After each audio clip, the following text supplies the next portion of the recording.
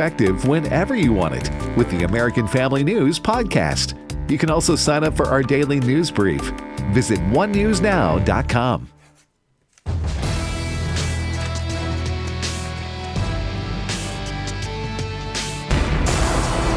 Freedom prospers when religion is vibrant and the rule of law under God is acknowledged. An informed patriot is what we want. Welcome to American Family Radio's Focal Point, the home of muscular Christianity on conservative talk radio. Muscular Christianity. Where we relentlessly explore the intersection of truth and politics. The trouble with our liberal friends is not that they're ignorant. It's just that they know so much that isn't so. Now, here's your host, Brian Fisher. Howdy, and welcome to a brand new broadcast edition of Focal Point on American Family Radio. The program is Focal Point. I am your host, Brian Fisher, congenial, convivial, amiable, and effervescent, as always. Rob Gardner, broadcast engineer and producer today, an all-in-one triple threat guy on point. So Rob and I are bringing the content today. Give Jeff the day off so he can get as much social distancing from Rob and me as he can possibly get. Everybody knows that's good for his health. We'll see him back here tomorrow. Very quickly, don't forget you can get podcasts of every program on on AFR, including Focal Point, at afr.net. Click on the podcast button at the top, scroll down, find the Focal Point and the Life and Liberty Minute. That's a daily feature I do on our network. You can find those and get the podcast for those. Never miss a program. Also, email address, focalpoint at afa.net, focalpoint at afa.net. Heading into our spring share-a-thon, I want to give you the number that you can call the listener testimony line, where if Focal Point or AFR Talk has in some way encouraged you, it's ministered to you, it's challenged you, it's instructed you, it's informed you, it's been a beacon of light in this coronavirus panic, give us a call, and record your testimony at 877-876-8893. We might be able to use it during our share-a-thon. Let other listeners hear your story about how AFR has impacted you. That number again is 877-876-8893. Okay, back in action. You got me, Rob? I do. Okay, good. I just hit my cough button, and I don't know if I turned it back on again or not. Anyway, let's turn our attention to the Word of God. We are in the book of Proverbs now, obviously one of the all-time great books in Western literature, not just in the Bible, but in all of literature. And I've got a book based on this book. It's called the Boy to Man book, taking the wisdom of Solomon as it's recorded for us in the book of Proverbs. What Proverbs tells us is all the stuff that Solomon wanted his own sons to know on their path toward mature adult manhood. This is what Solomon wanted his own sons to know. So this is like a primer for fathers on how to raise their sons. It's like a fatherhood manual. It's a training manual for fathers to bring their sons up and put them on a glide path toward mature manhood. And so what I've done in the book, it's the Boy to Man book, and I've done the best job I can to synthesize the wisdom of Proverbs and put it in bite-sized chunks. I haven't dumbed it down, but I've tried to make it clear, and it's designed for fathers to read with their 12-year-old sons. We're getting emails from 19-year-old males that are reading this book and finding it of great benefit. They didn't have a father to do this for them when they were young, so they're reading the book because they want to find out how to be a mature man, and they're finding help in this book. The website, by the way, is afastore.net. That's where you can go to order a copy of this book today. It's available exclusively there, afastore.net. Where do you go to buy stuff from AFA? You go to afastore.net. So if you got a father of a 12-year-old son, you might want to think about picking up a copy of this as a gift. You know, we're getting toward graduations, 6th grade graduation into middle school.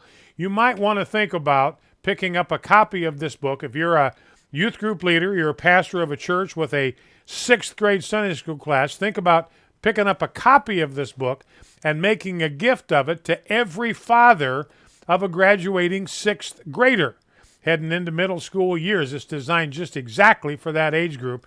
Might make a great graduation gift for your 6th graders. AFAstore.net. I'll illustrate a little bit today. I'll read a little bit from the book to talk about the passage that we're reading today, which is in Proverbs chapter 1. Now, Proverbs chapter 1 has some great stuff in it. I'm just going to hit some highlights. You're familiar with some of it, I know. Here's what he says in verse 5 of Proverbs 1. Let the wise hear and increase in learning. In other words, what Solomon is saying is that we never reach a place where we don't have more to learn. Let the wise hear and increase in learning. Doesn't matter how smart you are, doesn't matter how wise you are, there's always more wisdom to acquire, more knowledge to obtain, and Proverbs is a place to start in looking for that. So he says in verse 8, hear, my son, your father's instruction. This is Solomon again speaking to his own sons. He says to them, hear, my son, your father's instruction.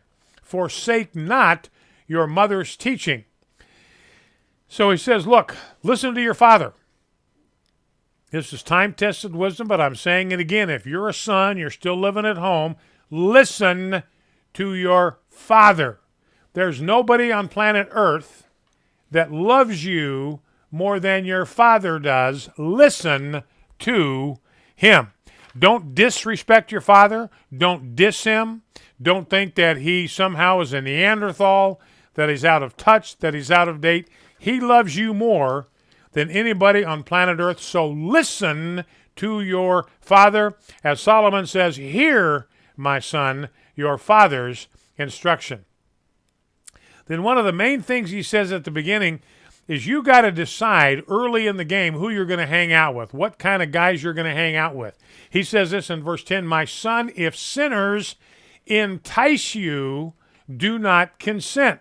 So your dad, because he loves you, he's going to be concerned about the crowd that you're running with, the crowd that you're hanging with, what you're doing on Friday nights, and who you are doing it with. Listen to your father's instruction. And if sinners come along, people that are going in a direction you do not want to go, don't let them talk you into going with them. Because he says this, he says in verse 15, my son, do not walk in the way with them. If they're going someplace that you don't want to go, don't hang out with them because you're afraid of being left out. You're afraid of becoming a social outcast. Don't do it. The risks are far too high. Hold back your foot from their paths. Then he says down in verse 23, if, to a young man who's been walking off the path, if you turn at my reproof, if you listen to the wisdom of the book of Proverbs and you turn, you accept the reproof, you say, this book points out that I've been doing things all wrong, and you accept it, you receive correction, God says, I will pour out my spirit to you. I will make my words known to you. And he says, if I've called you and you refuse to listen, then the consequences are going to be on your own head. And then one last word before we go to the book and then to prayer. Whoever listens to me, verse 33 of Proverbs 1, think about this in connection with the coronavirus panic, the coronavirus hysteria, the coronavirus pandemic. Listen to this. Whoever listens to me will dwell secure and will be at ease without dread of disaster. Everybody else may be living in panic. They may be living in fear. They may be consumed with fear. That does not have to be our lot. If we listen to the voice of God, we will dwell secure without dread of disaster. And then he says, of course, the most famous verse. Oh, yeah, Debbie pointed out, this is a good notice. Debbie says, look, you passed right over the verse that says this. I hit that verse hard. Hear your father's instruction. The next phrase, forsake not your mother's teaching. So good reminder there from the executive producer. And I will tell you this for an absolute fact. My wife had a lot more wisdom, has a lot more wisdom, my bride, a lot more wisdom than I do about relationships. Even today, if I'm thinking about saying something to one of our kids, they're grown, they're adults, they have families of their own. I'll say, do you think I should say this? Or how should I put that? And she's dead on every single time. The times I've ignored her counsel about how to handle a situation, especially with our kids, or in relationships in general, I have been way wrong, and I paid a price for it. So, guys, sons, do not diss your mom. Respect your mom. Honor your mom. Listen to her wisdom. Ask her for counsel. Ask her for guidance in relationships. She's probably going to be a better source of wisdom than your father will be. So do not forsake your mother's teaching. Listen to her and remember what she taught you. Remember the counsel that she gave you. Do not forsake it. All right, let me read up. Oh, and then I blew past the other verse. The fear of the Lord is the beginning of knowledge. If you want to know stuff, if you want to obtain guidance, if you want to have wisdom, there's only one place to start, and that is with the fear of the Lord. Here's how I put it in the first chapter in the book. A man got lost in the English countryside and stopped to ask a local farmer how to get to London. Well, said the farmer, if I was going to London, I wouldn't start from here. So if you're going to get to the place where you want to go in life, you have to start at the right place. And the right place to start is to have a strong relationship with God. Building a strong relationship with God is the single most important thing you will ever do in your life. And remember, dads, these are the words that are going to be coming out of your lips. Your son is going to be hearing this counsel, hearing these words from your lips. So think about that.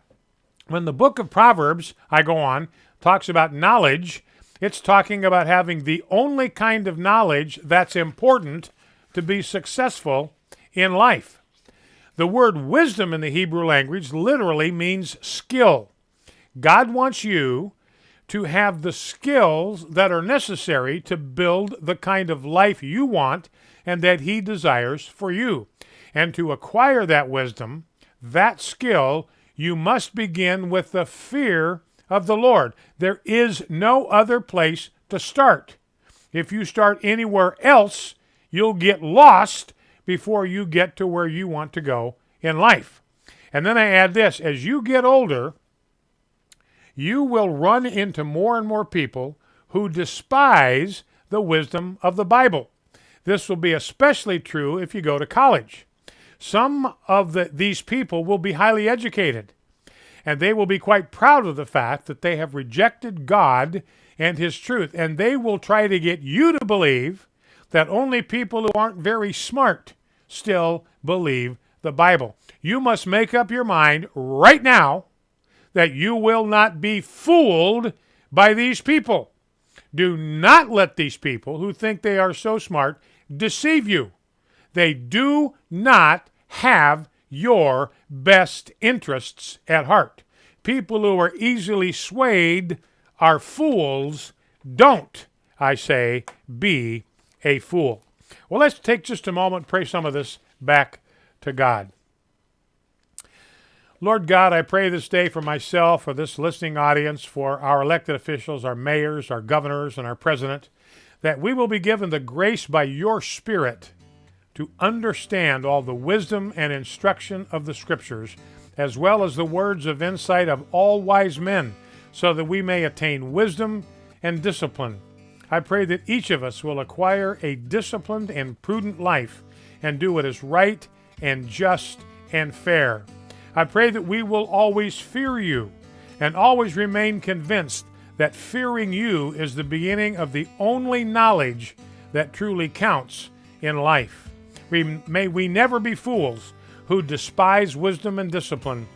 We pray that once again our entire system of education will be built on the truth that the fear of you is the beginning of knowledge, and that true knowledge can only be attained through reverence for you and for your word. May we listen to you that we may live in security. This I pray in Jesus' name. Amen. She took of its fruit and ate, and she also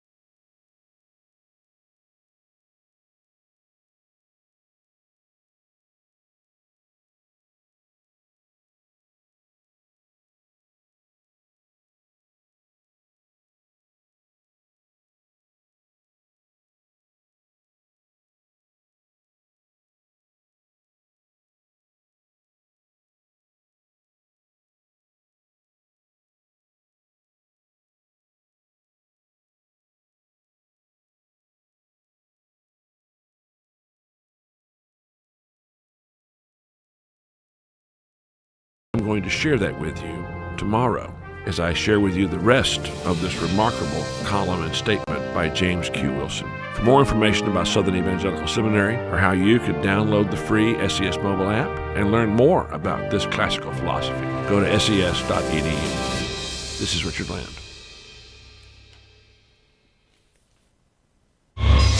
This is Focal Point with Brian Fisher on American Family Radio. Howdy, and welcome back to Focal Point, the home of muscular Christianity, the kind of Christianity you find in the book of Proverbs on American Family Radio. Brian Fisher is my name. Good to have you in the conversation today. Just a couple of quick items to get us oriented toward our topic of the day, which continues to be coronavirus. That's what everybody's wrapped up in. So we're going to try to give you perspective on this, to try to give you some hope, some perspective. I want to put things in balance to begin with today. You know, the coronavirus total, I don't know where it is as of right now. It changes by the hour, of course. And I think it's up around 4,000. It's pretty close to 4,000, may even be over 4,000 by now. It's a little bit higher than that.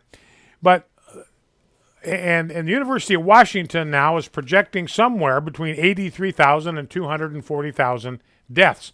But I want you to think about this. Abortion takes the lives of 2,300 Americans every single day. We've got a death toll of over 4,000 total in America of the coronavirus. 2,300 Americans die every single day. So we have killed twice as many babies in 2 days as Americans that have been lost to the coronavirus since this thing began. You know, and with all this money going out the door, I've been doing a little reading on comparing World War II and wartime footing and all of that. In World War II, it was the people of America that supported the government. It was the people of America that supported the government in wartime. Now the American people have become so enfeebled that they are now expecting the government to support the people. This is completely upside down. World War II, the people supported the government. Coronavirus, it is the government that is supporting the people. And that just simply is not a sustainable model.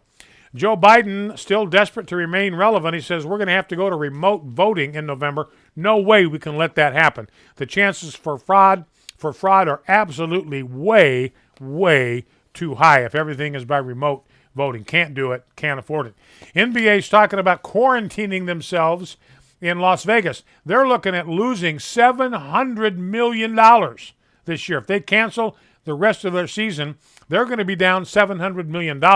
So they're floating the idea of playing everything in Las Vegas and just quarantining everybody in Las Vegas for the rest of the NBA season and for the playoffs. We got this story about this pastor down in Louisiana, and he's got 6 outstanding misdemeanor accounts for gathering his church together in defiance of the governor's order. But he's continuing to have services, and his people are continuing to show up in droves. Now, I don't have a comment about whether what he's doing is right or wrong. I do know that the right to exercise our religious liberty, the free exercise of religion, is not a right that's granted unless your governor objects to it. That's not in there anywhere. It's an absolute right, the right to engage in the free exercise of religion. Now, how that squares with governor's authority to declare emergencies and all that, I'm not going to wade into that. But these people understand that they've got a constitutional right to the free exercise of religion, and they're going to do it.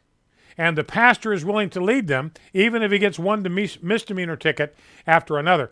And the reason I'm bringing this up is to make the point that we can only contain this lockdown, this incarceration in place. We can only maintain this for so long. The American people simply will not put up with this forever. At some point, the dam is going to break, and we do not want to be in front of that dam when it breaks. So we need to get over this thing. My point here is this. We need to get over this lockdown. We need to get over this shutdown as quickly as we can, because we're not going to be able to contain the flood forever. 28% of the American people, 28% of the American people have already lost wages. They're out of work. They're not working. More than a quarter of our fellow Americans have lost wages. That simply cannot last forever.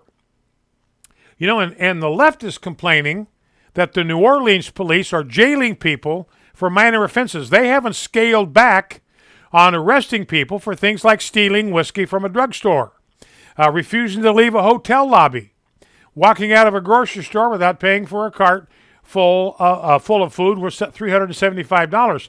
And regressives are apoplectic. This is lacking in compassion. Where's the compassion? Where's the humanity? And I think they're arresting people for drinking in public, driving without a license, and urban camping. In Palm Beach, Florida, the sheriff there, Rick Bradshaw, he said, quote, "I'm not going to give a blank check to the criminal element out there so they believe they can go and do whatever they want." Now, I'm with Sheriff Rick Bradshaw on this. And they're saying, the regressives are saying, this business as usual approach endangers the police, it endangers the community, and it endangers inmates. Well, my question is, where is the compassion for store owners? Where's the compassion for them? You're letting these people get ripped off. We're seeing videos now. Saw a video on Tucker Carlson the other night. People walking into some kind of drugstore in California, I believe, loading up shopping bags with stuff right off the shelves because they know that the district attorney in San Francisco will not prosecute you unless you rip off more than $950 worth of merchandise. So they actually do this. They go in there with calculators and they total up what they're stealing as they go from aisle to aisle, shelf to shelf. They keep a running total of everything they ripped off. And then when they get close to $950, they walk out the door knowing they're not going to be hassled, not going to be stopped. Then they hand off their load to a friend, and they go right back inside and start filling up another basket with $950 worth. This is simply not sustainable. It's insanity. It's the kind of thing that only regressives would ever even think about doing. You know, one of the things that cracks me, I don't know if you've had this observation. I mean, and I'm not faulting our medical experts for all this, but they are still camping on distancing, social distancing. Got to be at least 6 feet away. Well, you know, you look at their press conferences. What are they all doing? They're all wedged in there around the person that's speaking at the microphone. There's no social distancing there. It's like they all want to be on camera. They all want to be sure that their face gets on TV. We know about all that social distancing stuff, but that's for you, the little people. That's not for us, the really important people. Now, I'm not saying that's what's going through their minds, but it's sure the way it looks from here. You know, Bette Midler getting in the mix here. I mean, these people are so completely, utterly, absolutely, totally out of touch. Here's a tweet from Bette Midler. I never knew my appliances as well as I'm starting to know them. I'm so grateful to Kenmore and Maytag. This is no joke. A little Joe Biden thrown in there. I salute housekeepers around the globe doing your best to keep your families well, safe, and alive. Now, this is a woman that put her penthouse, New York City penthouse, on the market for $50 million last September. So now all of a sudden she's looking down on the little people, the peasants like you and me that use our Kenmore washing machines and use our Maytag laundering machines. And she's saying, hey, I got a whole new appreciation for that. It reminds me of that time that California was having these brownouts because California and the eco-fascists have been running California for decades now, and they've so choked off the supply of energy there that they're subject to brownouts in the summer. Their energy load can only take a certain amount. Then it gets overloaded. They got to shut everything down. So they're having these brownouts one summer. This is back in the early 2000s, and Barbara Streisand got out there, had a press conference, and she said to everybody in California, okay, we're having brownouts. We're in an energy crunch. We have an electricity crunch. Everybody's got to do their part. I want you, my fellow Californians, to start using clotheslines. I want you to hang your clothes out on the clothesline so they dry in the sun. They dry in the breeze. We can all chip in. And somebody at the press conference, one of the reporters said, well, excuse me, but are you going to do that? And she was just stunned. She had no idea that she would actually be expected to do what she was telling everybody else to do.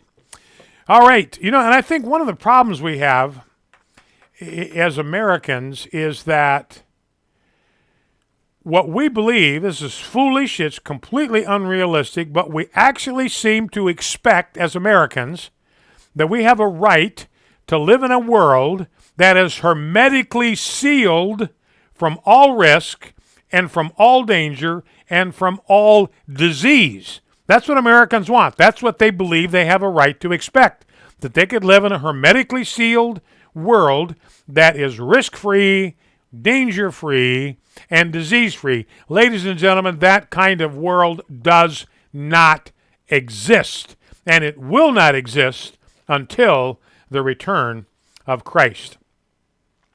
Now, I want to give a shout out on the way here to my home state of Idaho. Their governor, Brad Hill, actually signed into law a bill. This is the first bill in the country, the first law in the country that says we're not going to require female athletes to compete against male athletes who are so confused in their heads that they think they're trapped in a female body. We're not going to put up with it. We in Idaho, we're going to be guided by biological science, by medical science, and by genetic science. If you're a guy, you don't get to compete against girls. So that's now the law of the land in the state of Idaho. I am praying that every state in the country will adopt that law. Also, a second law that Governor Hill signed in Idaho forbids people from changing their sexual identity on their birth certificate. In other words, in Idaho, if you are born a male, you're identified as a male, on your birth certificate, you will die as a male in the eyes of the law in the state of Idaho. Again, being guided by science. And these are the people that always tell us that we're anti-science. It's just ridiculous. That lady that gave her husband that fish tank cleaner to eat to ward off the coronavirus, she's a big-time donor to the Democrat Party. You talk about an anti-science party, that would be the Democrat Party. So anyway, that transgender train, the runaway train, has been brought to a dead stop in the state of Idaho. I'm proud of my compadres and fellow historical Idahoans. Now, I want to talk for a minute about some environmental issues. Elaine Chao, who's the Director of Transportation, what they're doing, what Donald Trump is doing, is rolling back all of the guidelines that President Obama put in place, completely unrealistic, about how much we were going to be able to cut emissions and about how many miles per gallon the average fleet would be able to achieve. Like he had it up to 46.5 miles per gallon, completely unrealistic with today's technology. So they've been throttled back by President Trump and his advisors in the EPA, and what it will do is expect automakers to reduce their emissions by about 1.5% a year through 2026. Obama wanted them to reduce at 5% a year, just not humanly possible. And by ratcheting up the amount of miles per gallon they had to make, they made highway travel far less safe. You want to talk about a killer? One of the biggest killers in America is the Obama emissions rules, because in order to get the average fleet up to 46.5 miles a gallon, what they have to do is make smaller and lighter cars. They got to start making them out of plastic. I drive a 1965 Pontiac Le Mans. You could run into that thing with a Sherman tank, and we would survive. They simply do not make cars like that any longer. And not only will reducing these regulatory burdens save as much as $100 billion in regulatory compliance, it will also be good for the automobile manufacturing industry. Their vehicle sales will go up by about 2.7 million automobiles. Back to the FISA thing just for a moment. The Justice Department inspector looked at 29 FISA applications. This is an application to get a warrant from a judge to spy on Donald Trump and spy on the Donald Trump campaign. 29 different applications related to that. The Department Inspector General said that he found that that 4 of them did not have what is called a Woods procedure. The Woods procedure dictates that the Justice Department verify the accuracy and provide evidentiary support for every warrant it submits to a FISA judge. 4 of them were completely missing. And in the other 25, there were major errors or omissions in every single one of these applications. Horowitz's office said Tuesday that of the 29 applications, all of which involved U.S. citizens, remember the first word in FISA stands for foreign. This is the Foreign Intelligence Surveillance Act. Foreigners have to be implicated in this. But all of these involved U.S. citizens. They were pulled from 8 FBI field offices. He could not find Woods files for 4 of the applications. The other 25 all had apparent errors or inadequately supported facts. And remember that James Comey signed off on these things. His fingerprints are all over these FISA applications when it came to the Trump campaign. And by the way, Adam Schiff, first of all, Joe Biden, you know what he's doing now? He's had these hilarious live feeds from his basement. Well, they've now cut that out. We don't have a Biden word salad for you today, because he's going to edited podcasts only. He's going to record them, then they're going to chop them up, they're going to edit them, they're going to give them a second pass, second bite of the apple before they put them up there. So it's been a week now since we've heard from Joe Biden. They're editing their next podcast. Adam Schiff, by the way, is going to create a nonpartisan commission to study all the mistakes Trump made in the coronavirus. That changed my life just from that ultrasound picture. When it comes to choice, the ministry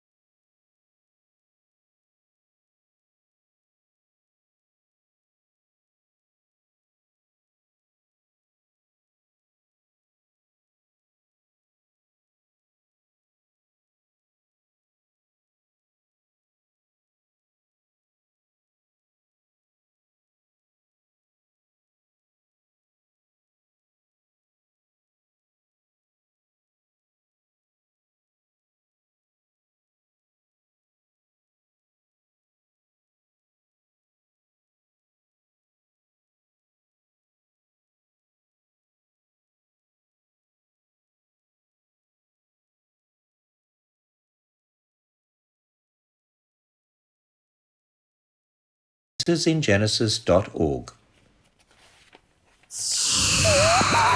American Family Radio. You're listening to Focal Point with Brian Fisher.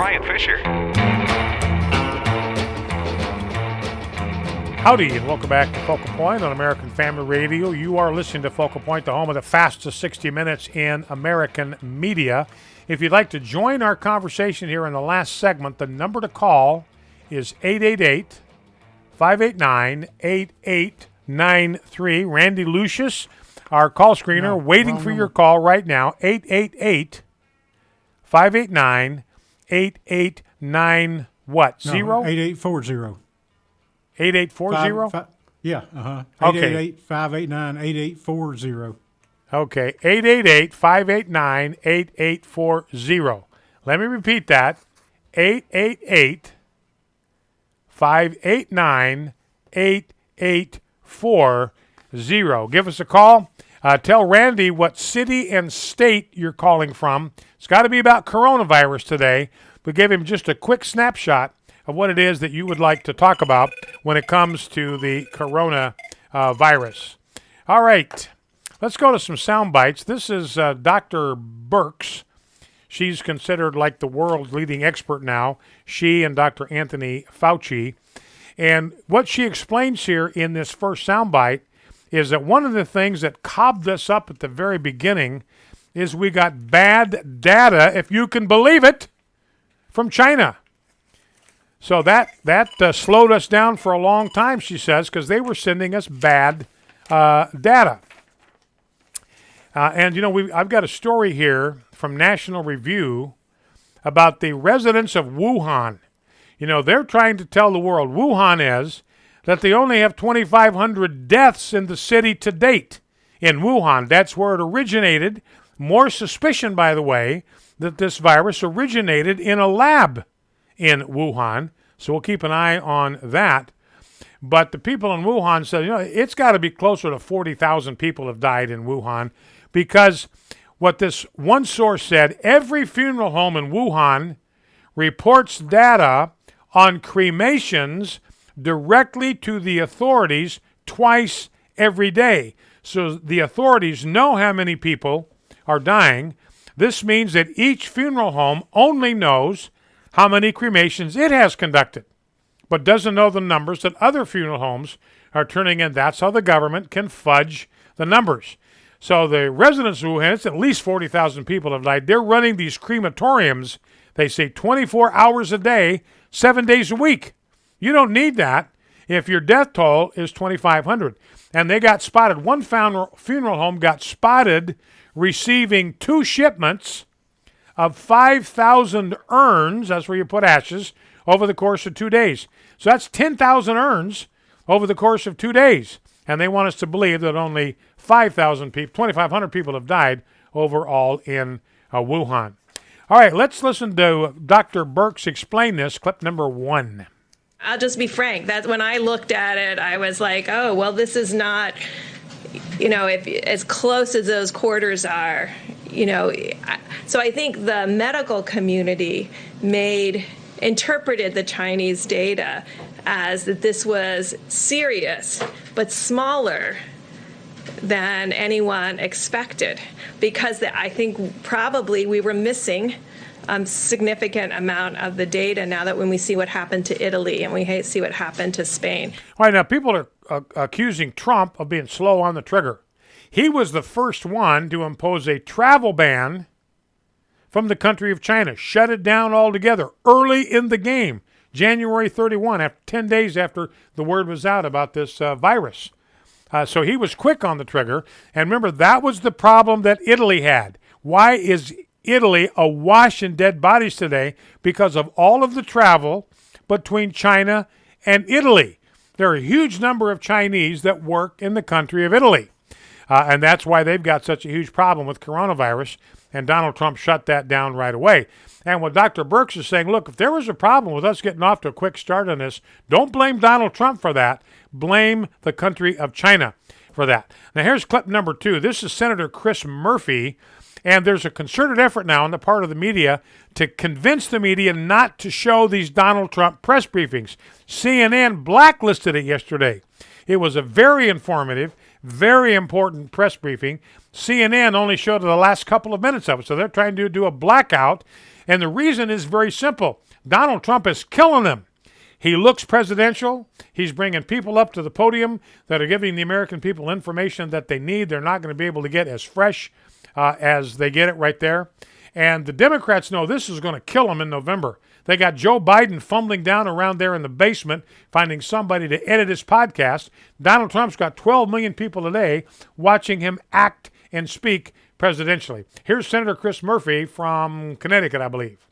Instead, he just runs a public relations operation that, as you mentioned, unfortunately regularly dispenses very bad advice to Americans. And so, I think it's pretty harrowing for all of us to watch this lack of leadership from the White House and to, frankly, watch a lot of the media go along with it because his press conferences, as always, are still entertaining.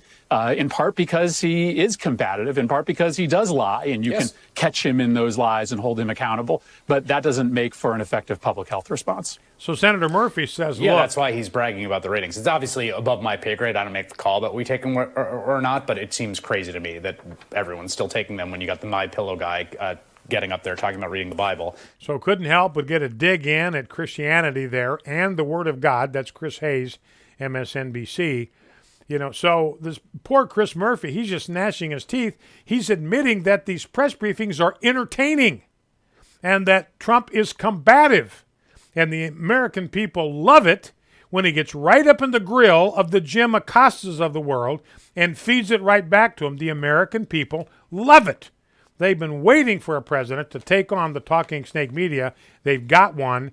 And the Democrats are realizing, well, this is very bad for us in November. Don Lemon, clip number 3, he's one of those out there appealing to the media. Don't show any more of Donald Trump, please. I have said I don't think that you should really listen to what he says. You should listen to what the experts say. I'm not actually sure, if you want to be honest, that we should carry that live. I think we should run snippets. I think we should do it afterwards and get the pertinent points to the American people. Okay, we got to stop. We got to stop transmitting these things live. And, back to the China thing. Think of how Trump was ridiculed. He was a xenophobe. He was a racist for shutting down travel from China. Turned out he was one of the first ones in the world to recognize the danger of uncontrolled immigration from the country of China. Now, let's go to the Wayback Machine here, Mr. Peabody. And if you never got a chance to see Rocky and Bullwinkle, man, you got to dredge that up on YouTube. That is classic television. Those cartoons are never going to go out of style. It was Mr. Peabody, right, Rob, that had the Wayback Machine? Yeah. Yeah, they sure go back was. in time, back in history. Here's the Wayback Machine. The Boston Globe saying that the president has blood on his hands because he was slow to the game with China. Here is Debbie Lesko, Representative Debbie Lesko, talking to Gerald Nadler back in the day about Donald Trump using his authority to shut down travel from China, whether that was good or not. Clip 4. Chairman Nadler, you stated just before that the president appropriately used 212F authority for the coronavirus response, but did not. Oh, you didn't say that? No. Okay. I said he's used it many times appropriately. Do you think then that it is appropriate under 212F for the COVID-19 response? Let me. No, I don't, because it's irrational and doesn't help the public. Doesn't help the public. All right. Well, does Gerald Nadler then have blood on his hands because he wanted to stop? He wanted to stop the ban on travel from China. Here's Dr. Anthony Fauci, clip number 5. And that's the reason why we argued strongly with the president that he not withdraw those guidelines after 15 days, but that he extend them. And he did listen. Donald Trump wants to open things up. And Dr. Anthony Fauci said in order to keep these guidelines in place to the end of the month, we had to argue strongly with him. And finally, we persuaded him. Finally, he listened. So Donald Trump caved into them. I'm willing to bet when we get to the end of the road of this, Donald Trump is not going to be happy with his medical advisors for this shutdown thing. I think we're going to hear about that down the road. Here's Morning Joe, speaking of people with blood on their hands. Morning Joe Scarborough, clip number 6, back on January 27. Good morning, Mika. No, Americans do not need to panic. The Chinese are already panicking, as they should, because this virus is spreading all through the central parts of China. And it's a new virus. It has never been seen before. So its mechanism of spreading is not quite known yet.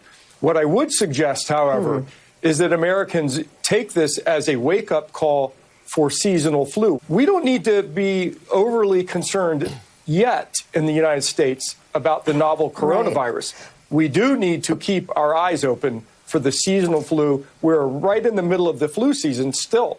All right, so does Joe Scarborough have blood on his hands? Everybody is ripping Donald Trump for comparisons that he made between the coronavirus and the flu, the number of deaths and so forth. Here is Joe Scarborough leading with this back on January 27. Does he have blood on his hands?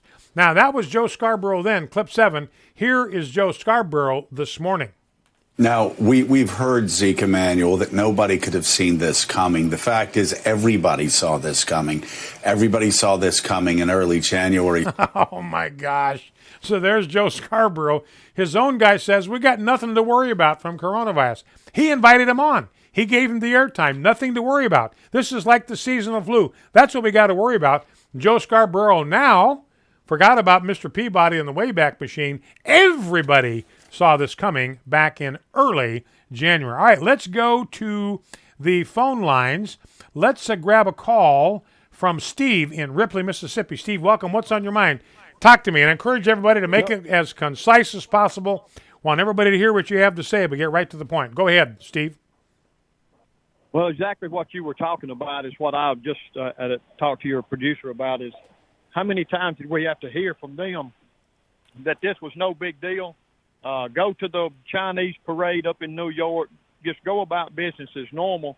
And now they're saying that President Trump didn't know what he was doing and has lost control, and they don't want to see the press conferences because he's doing what they should have been doing. All right, Steve, that's a very good point. You're exactly right. You know, we played sound bites from Bill de Blasio yesterday. This is what Steve was talking about. Go about your business. Go to the parades. Nancy Pelosi, go out to eat. Come down and join us here in Chinatown. So the question is, do they have blood on their hands? According to the left, they do. Let's grab a call from Al in Gulfport, Mississippi. Al, I think you've got a pretty important nugget to drop into the conversation. Talk to me. Yes, sir. I just heard about the report where they said they got the picture of the hospital beds in Italy, and they said it was coming from New York City. Yep, that's exactly right. Finish your thought. Go ahead. Yeah, that's all I wanted to say. I said they got caught. Yeah, they did. Okay, good call. What he's talking about, I think it was CBS. They had this video footage of this hospital that was being overrun. It was being overloaded. There were no beds for people. Everybody was frantic. This is what's happening under Trump's leadership. It was from Italy, and they didn't admit it until they absolutely got busted down. All right, great call, Al. I appreciate that. Let's go to Jesse in Greenville, Texas. Jesse, welcome. What's on your mind? Talk to me. Well, I believe the way we can be out of this in 30 days is if they just do martial law, tell us all to stay home, not come out the door for no reason, and if we poke our head out, shoot us. That's what I think they ought to do. Thank you. All right. Well, Jesse, and some governors are talking about that. And they are arresting people in some places. They come out of their houses. They are subject to arrest. So we're getting ready, ladies and gentlemen, to live in a police state. That's not what America's about. That's not what the Constitution is all about. Now, the good news is that the rate of infections seems to be slowing. Up here in Washington, where we live now, the rate of infections, of new infections, remember, that's the key, is the rate. Is the rate of infections growing every day, or is it declining? The rate of infections in the state of Washington is now declining. And that's a good news. It's declining in other places. And what these models from the University of Washington are predicting is that we're going to hit peak coronavirus infection on April 15. We got 2 weeks until we hit the peak, and then it will start to decline generally all across the board. So let's hope and pray that that is the case. You know, and this World Health Organization, these people are absolutely worthless. This is the World Health Organization. These guys are completely in the tank for China. The guy that heads up the World Health Organization was asked a question about Taiwan. He would not even acknowledge the existence of Taiwan. So these folks are completely, absolutely, totally useless. So anyway, the good news is Washington is beginning to taper. Hospitals are not at capacity. They've experienced in Washington, remember, this is where it started in America. This was the original hotspot. They've experienced a 20% drop in hospitalization of patients. This is according to the state's Department of Health, and it marks the end of a month-long rise in new admissions. Tapering off in Washington. Ladies and gentlemen, that is good news. Bow low before God. Stand tall before man. Stand in the gap where God has placed you. And never forget, we are fighting a winnable war. See you tomorrow. The views and opinions expressed in this broadcast